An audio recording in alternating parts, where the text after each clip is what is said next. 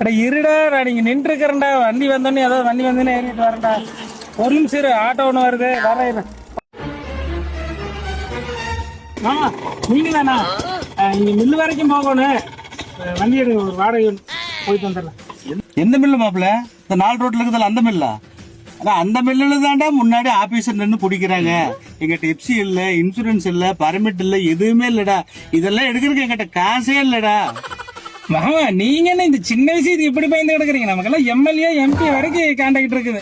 நீங்க போங்க, நம்ம மூஞ்சி கண்டாவே பிடிக்க மாட்டாங்க. போங்க, வண்டி எடுங்க, நான் பாத்துக்கிறேன். போங்க. உங்களை நம்பித்தான் போறேன். இன்னைக்கு என்னென்ன நடக்க போகுது தெரியல, பாத்துக்கலாம்.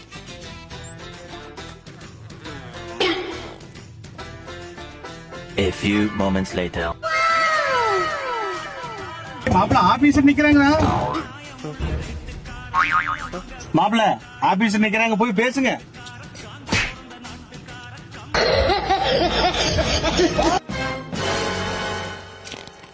தண்ணி இருந்தா கொடுங்க குடிக்கிறது.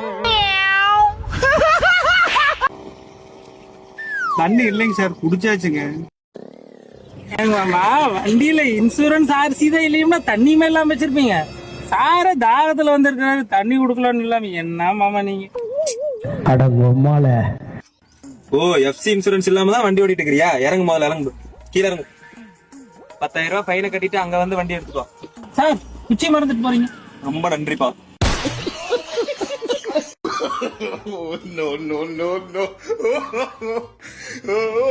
அவ்வளவுதான், நம்மளை முடிச்சுட்டீங்க, போங்க.